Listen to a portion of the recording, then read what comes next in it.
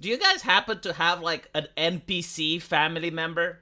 We call them NPC now, but back in the day they were called marionette men. Like a person who has his strings pulled by another individual. In this case, a family member who has its strings pulled by the journalists, right? Like by the multi-billion-dollar international corporations like CNN, like The Guardian, like the BBC. And they're pulling the strings of your family member. And if you listen to them talk politics at the table, they're like, Trump is awful. He's an awful man. He's puppeteered. He's puppeteered by the Russians. Well, no, actually, Trump is a man for peace. Look, he's now negotiating a ceasefire in Ukraine. It's actually good if Ukraine signs the mineral deals. No, it's actually horrible because America is profiteering off of Ukraine. They want to plunder their resources. So I'm looking at these NPCs, right? And every single day, like, they contradict themselves based on what's on television. Did you notice that? Do you have a family member like that? That like, you just look on CNN, you hear the talking points, and then you know what you're going to have at the family dinner being discussed?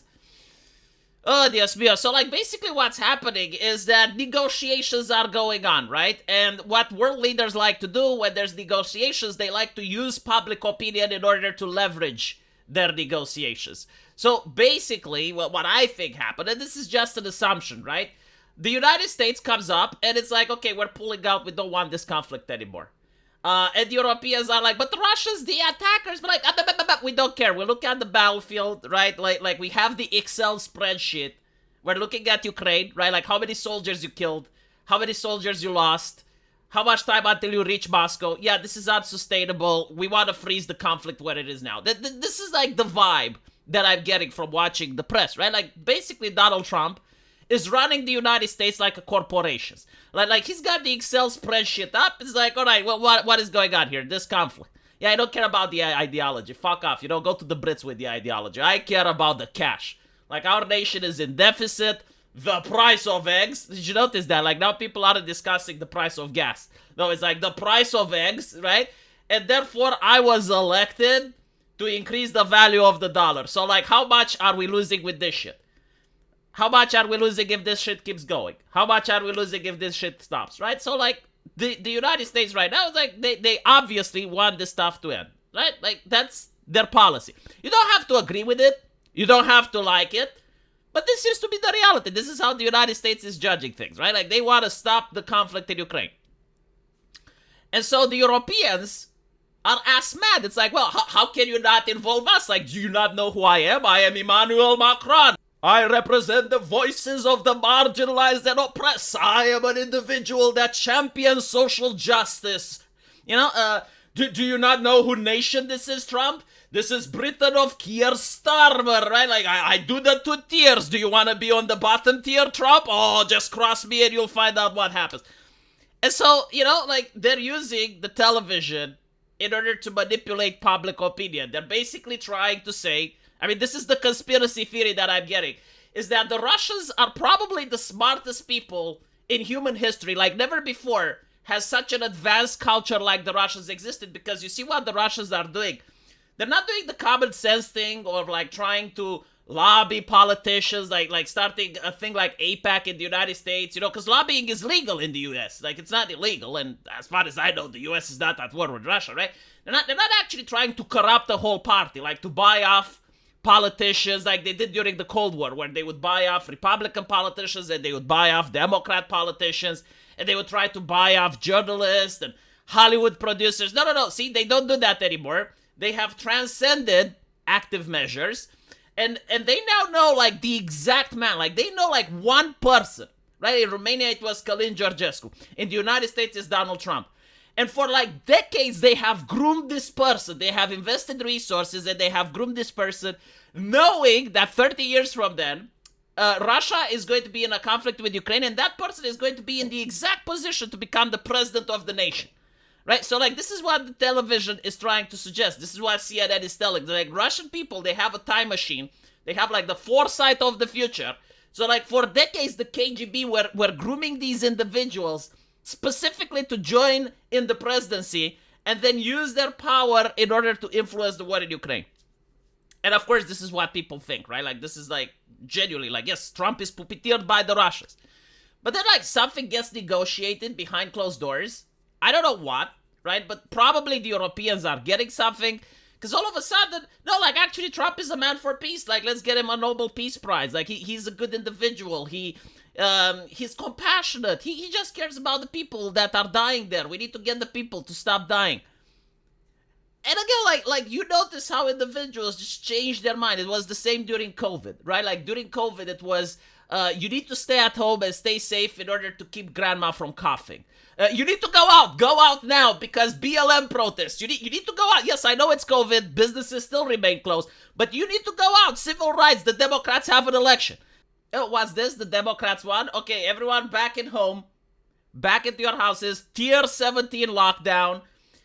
We're going to crash the economy, but if only we can save one life, it's worth it. If only we can save one life. Was this Ukraine to war? You know, like you look at the television, and it's so baffling when you see like people just ripping off the talking points from whatever the TV is saying, and it's like from one day to another, like they flip. Their entire opinion on a human being, like their opinion on Trump, is like basically what the TV is telling them that day. And everything is fake. Everything is so fake. Like, how fake it is, just look at this shit. You got all these politicians from France, from the United States, from the European Union, from Britain, and they're all saying the exact same thing. The ball is now in Russia's court. In Russia's court, the ball is... Where is the ball? The ball is in Russia's court, where it has always been. We need to find the ball. No, we don't, because we know where it is. It is in Russia's court. The ball, the ball. Like, obviously, there's a PR campaign behind this, right? But do we not actually deserve leaders that could take, I don't know, 10 seconds of their time during an important event to actually write something on their Twitter without paying an intern to do it? Like, don't get me wrong, I understand that when you're a world leader, you got a lot of important shit on your plate, right? Like, you gotta go to fundraising dinners to find out how to get more money for your campaign. You gotta talk with corporations and figure out how to get a grift going, how to take some of that taxpayer money in order to gorge yourself on it, how to crash the price of eggs. Like I get it, you know, like I'm not saying that they're not busy people. And so like they need an intern, again, that's paid from our taxpayer money, of course. Like you can't expect the politician to pay for anything because they're poor, obviously. So like the intern is going to write on a lot of stuff. But you think that at least once in a while, at least when it's an important event, the politician would just take some time off their schedule and write something that comes from the heart. Because if I was a teacher and I would give an assignment and all the students came up with like, the ball is in Russia's court, would it be normal to figure out that they were cheating from each other? I don't even understand, like why is it so obvious? Like it's fine, you know, you got a PR team that's writing these talking points. Why can't you just change it a little bit? Just change it a little bit so that it doesn't seem so fucking fake and plastic. And then you're wondering, like, why is the trust on institutions so low? Oh, it's because of the far right, you know, those evil bigots that are manipulating the public. When you're spending millions on PR teams specifically designed to manipulate the public and making sure that they're getting the exact type of emotions that you want. And I'm not saying you shouldn't. Well, at least do it in a little bit more of a smart way. At least try to be more gentle about it to the point where it's not so obvious. And so this is why I genuinely do not care about the television anymore. And I don't talk about, oh, is there going to be a ceasefire? Oh, is there going to be a signing of a contract? Because until all of this is done, what's being told on the TV has like the specific purpose of manipulating your emotions. Like, they just want to sway public opinion in a way that's favorable to them. Who is them? Well, it depends. Like, the United States is doing it with their media, and social media, especially with Elon Musk. Like, he wants you to have Donald Trump's point of view. The Europeans, especially the Germans, the French, and the Brits, they want you to have their point of view, which apparently now is that they're on Team Trump, right? Like, they want to see what Russia is going to do. And the Russians, of course, with their media, which I can't read because the government is protecting me from accessing their websites, is probably telling their people their point of view, and right?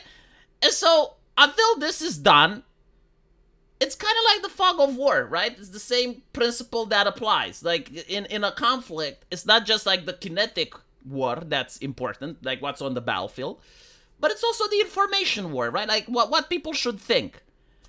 And so I don't like being manipulated and told what to think. I'll just wait until all of this is over, and then I'll assess what happened by looking in the past, right? So like when the peace deal is signed, if that ever was going to happen, I will look back in the past, I will reflect, okay, like this is what happened, this is the German media, this is the British media, this is the American media, and then I can piece together the events. There's no point in getting agitated and screaming at the dinner table with your family or getting angry with your friends over this thing. You're not changing anything, right? Like, if I was in a position where I was the ambassador of the United Kingdom, well, then I would get more involved. But as a random citizen, you know, which apparently the government is also protecting me from my vote, I don't see the purpose in it, right? Just let it pass. Don't get angry. Don't get upset over it, because at the end of the day, it's your mental health. It's your mental health, and no matter what you believe, no matter what you think, you're not going to get your way, right? Like, you're not the one sitting at the negotiation table. And apparently, like, unless you think exactly what the press is telling you to think, then you're a bad person. So what I do at the dinner table is like, I don't know, well, what did they say on the news today? This is what I say. Oh, this is what I believe as well. You know, and that's simple. Like, it's a lot better to not jeopardize the relationship with your family, to jeopardize the relationship with your close friends over the fucking television. Especially when it's so fucking annoying that when you actually do have an opinion, and you do talk about it, you know, initially they consider you a Russian asset, and then when the TV starts agreeing with your opinion 2 weeks later, then they pretend like they always shared your opinion and they always believe the same way, and that fucking triggered me. Yes, like, this is based on real events, right? Because I was basically saying, like, Trump wants peace, and this was like a month ago, and it's like, no, like, Trump is owned by Putin, you're a Russian asset. And now that the media is saying that Trump wants peace, the same person that I was arguing with, it's like, no, Trump has been elected on a platform for peace, and this is why he's doing this, and now the ball is in Russia's court. And when I heard that expression, I was like, come the fuck on. Like, really?